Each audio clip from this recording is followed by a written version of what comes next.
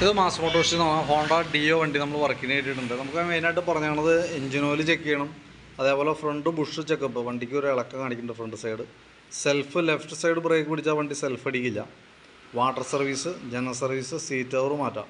പിന്നെ main complaint front വെട്ടലാണ് കേട്ടോ. Front ബുഷുകൾ പോയി കിടക്കണതുകൊണ്ട് തന്നെയാണ് നമുക്ക് ആ വെട്ടൽ കാണിക്കണേ.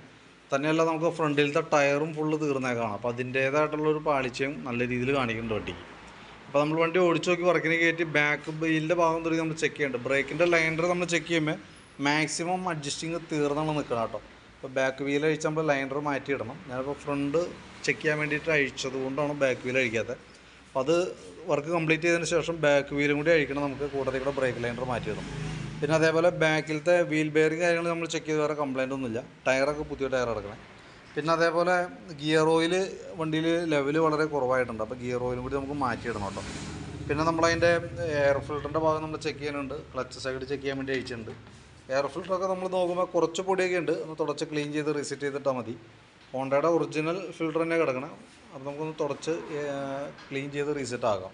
പിന്നെ ക്ലച്ച് ഭാഗം നമ്മൾ അയച്ചിട്ടുണ്ട്. ക്ലച്ച് ഭാഗം നമ്മൾ അയച്ച് ഡീറ്റെയിൽ ആയിട്ട് ചെക്ക് ചെയ്യാനുണ്ട്. ക്ലച്ച് ഗ്രീസിങ്ങിനൊക്കെ ആയിട്ട് അയച്ചാനാണ്. അപ്പോൾ നിലവിൽ വേറെ ഓയിൽ ലീക്കോ കാര്യങ്ങളൊന്നുമില്ല. ബെൻഡെക്സിൻ്റെ ആയാലും വർക്കിങ്ങൊക്കെ ഓക്കെയാണ്, വേറെ പ്രോബ്ലം ഒന്നും കാണുന്നില്ല. ബെൻഡെക്സൊക്കെ വർക്കിംഗ് ക്ലിയർ ആണ് കേട്ടോ. പിന്നെ വേരിയേറ്റർ ബോഡി ബോസ് ഡ്രൈവൊക്കെ നമ്മൾ പുതിയത് കിടക്കണേ. റോളർ പഴയതാണ്, പക്ഷെ എന്നാൽ പോലും ചെറിയൊരു തേമാനം ഉണ്ടെങ്കിൽ പോലും നമുക്ക് ഉപയോഗിക്കുന്നതിന് വേറെ പ്രോബ്ലം ഇല്ല. അപ്പോൾ നമുക്ക് ആ രീതി തന്നെ ഉപയോഗിക്കാം. പിന്നെ ക്ലച്ച് യൂണിറ്റ് ഒന്ന് അഴിച്ച് ഫുള്ള് ഗ്രീസ് ചെയ്യാനുണ്ട്. അത് നമ്മൾ കൂട്ടത്തിൽ കൂടെ ചെയ്ത് വിടും. പിന്നെ ബെൽറ്റ് നമ്മൾ ചെക്ക് ചെയ്യാനുണ്ട്. കമ്പനി ബെൽറ്റ് കിടക്കണേ, ഹോണ്ടയുടെ ഒറിജിനൽ ബെൽറ്റ് തന്നെ കിടക്കണേ. വേറെ ഡാമേജ് എന്ന് പറയാവുന്ന ഒരു സ്റ്റേജിലേക്ക് ആയിട്ടില്ല. അപ്പോൾ നമുക്ക് ക്ലച്ചിനകത്ത് മെയിനായിട്ട് ക്ലച്ച് ഗ്രീസിങ് നടത്താം, ഒന്ന് ക്ലീൻ ചെയ്ത് റീസെറ്റ് ചെയ്യുക. അത്രയാണ് മെയിനായിട്ട് ക്ലച്ചിൽ തന്നെ വർക്കുള്ളൂ കേട്ടോ. പിന്നെ നമ്മൾ ഈ സൈഡിലേക്ക് വരുമ്പോഴത്തേക്ക് അതിൻ്റെ ചോക്കിൻ്റെ കേബിള്, ആക്സിലേറ്ററിൻ്റെ കേബിളൊക്കെ നമ്മൾ ചെക്ക് ചെയ്തു, വേറെ കംപ്ലയിൻ്റ് ഒന്നുമില്ല. പിന്നെ സെക്കൻഡറി ഫിൽറ്റർ യൂണിറ്റൊക്കെ ക്ലീൻ ചെയ്യാൻ വേണ്ടി അയച്ചാണ്. പുതിയ ഫിൽറ്ററാണ്, കുഴപ്പമൊന്നുമില്ല, ജസ്റ്റ് ഒന്ന് ക്ലീൻ ചെയ്തിട്ടാൽ മതി. പിന്നെ അതിൻ്റെ വാട്ടർ സർവീസ് പറഞ്ഞിട്ടുണ്ട്. അപ്പോൾ അതിൻ്റെ ഉള്ളിലത്തെ അവസ്ഥ ഉണ്ട് കേട്ടോ, ഫുള്ള് ചെളിയാണ് അതിൻ്റെ ഉള്ളിൽ. അപ്പോൾ മറ്റേപാട് നമ്മൾ കഴുകുമ്പോൾ ബോഡി ഫുൾ സെറ്റ് ചെയ്തിട്ട് കഴുകുമ്പോൾ ഉള്ളിലത്തെ ചെളിയൊന്നും പോകില്ല, അതൊക്കെ ഇങ്ങനെ തന്നെ നിൽക്കും. അപ്പോൾ കഴുകുന്നുണ്ടെങ്കിൽ ഓപ്പണായിട്ട് കഴുകണമായിരിക്കും കുറച്ചുകൂടി ബെറ്റർ. അത് ബോഡി കയറ്റിനേക്കാളും മുമ്പ് ഇതേ രീതിയിൽ തന്നെ ഒന്ന് വാട്ടർ സർവീസ് ചെയ്യുകയാണെങ്കിൽ ആ ഉള്ളിലുള്ള ചെളിയൊക്കെ ക്ലിയറായിട്ട് പൊക്കോളും. എവിടെയെങ്കിലും തുരുമ്പോ കാര്യങ്ങളൊക്കെ ഉണ്ടെങ്കിൽ കൈയോടെ നമുക്ക് പെയിൻറ്റ് ടച്ച് ചെയ്യാനും പറ്റും. അപ്പോൾ ഞാൻ എസ്റ്റിമേറ്റിനകത്ത് ഓപ്പൺ വാഷിങ്ങോ അത് അഴിച്ച് കഴുകുന്ന രീതിയിലുള്ള എസ്റ്റിമേറ്റ് ഇടണേ, നോക്കിയിട്ടൊന്ന് റിപ്ലൈ ഇട്ടാൽ മതി. അതിൻ്റെ വ്യത്യാസം വരെ എങ്ങനെയാണെന്ന് വെച്ചാൽ നിലവിൽ ബോഡി വാഷിംഗ് ആയിട്ട് ചെയ്യുമ്പോൾ 150 രൂപ കൊടുക്കണം. അഴിച്ച് ബോഡിയൊക്കെ അഴിച്ച് ചെയ്യുമ്പോൾ 150 രൂപ അഡീഷണൽ കൊടുക്കണം. 300 രൂപ വാഷിങ്ങിന് മാത്രമായിട്ട് വരും കേട്ടോ. അപ്പോൾ വീഡിയോ കണ്ടിട്ട് നോക്കിയിട്ട് പറഞ്ഞാൽ മതി, എന്തായാലും നിങ്ങൾ പറയണനുസരിച്ച് നമ്മൾ ചെയ്യുള്ളൂ. അപ്പോൾ അങ്ങനെയാണെന്നുണ്ടെങ്കിൽ നമുക്ക് ഫ്രണ്ടിലത്തെ ഈ ഭാഗമൊക്കെ അഴുക്കുണ്ട്, അതും കൂടിയൊക്കെ ഒന്ന് ക്ലീൻ ചെയ്ത് ഇടാനായിട്ട് പറ്റും. പിന്നെ ഫ്രണ്ടിലത്തെ വെട്ടലുമായി ബന്ധപ്പെട്ട് നമ്മൾ ഫ്രണ്ട് ഭാഗം അഴിച്ചിട്ടുണ്ട്. നിലവിൽ കോൺസെപ്റ്റിൻ്റെ ഭാഗത്ത് വേറെ കംപ്ലയിൻ്റ് ഒന്നുമില്ല, പക്ഷേ ബുഷ് സെറ്റുകളൊക്കെ ഡാമേജാണ്. ബുഷ് സെറ്റ് നല്ല രീതിയിൽ പ്ലേ കാണിക്കുന്നുണ്ട്. അപ്പോൾ അതിൻ്റേതായിട്ടുള്ള പാളിച്ചില്ല. ഗ്രീൻ ബുഷും പോയിട്ടുണ്ട്, ലിങ്ക് ബുഷും പോയുള്ളൂ. അപ്പോൾ ആ 2 ബുഷുകൾ നമുക്ക് മാറ്റിയിട്ട് കഴിഞ്ഞാൽ അത് ഓക്കെ ആയിക്കോളും. പിന്നെ അതിനേക്കാളും ഉപരി നമുക്ക് ടയറിൻ്റെ കണ്ടീഷൻ മോശമാണ്. ടയർ എന്ന് പറഞ്ഞാൽ ഈ ഭാഗത്തേക്ക് വരുമ്പോഴത്തേക്കും ലൈനിനോട് ചേർന്നൊക്കെ വന്നിട്ടുണ്ട് കേട്ടോ.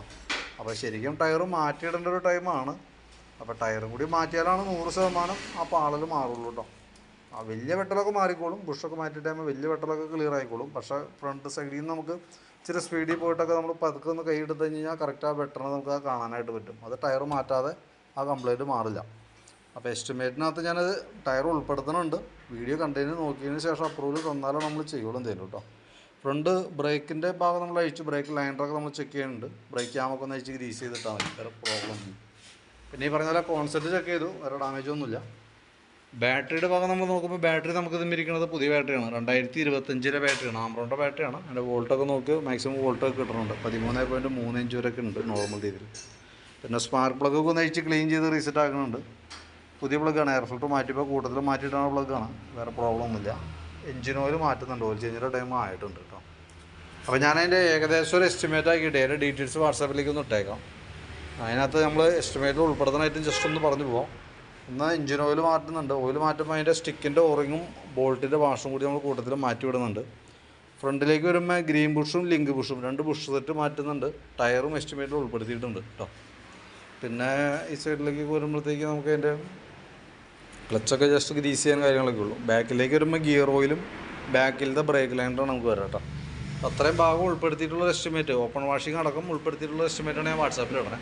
വീഡിയോ കണ്ടു കഴിയുമ്പോൾ നോക്കിയിട്ടൊന്ന് റിപ്ലൈ ചെയ്യണം കേട്ടോ. കാരണം റിപ്ലൈ കിട്ടിയിട്ട് നമുക്ക് അതനുസരിച്ചിട്ട് വേണം വർക്ക് കംപ്ലീറ്റ് ചെയ്യാനായിട്ട്. ഓക്കെ.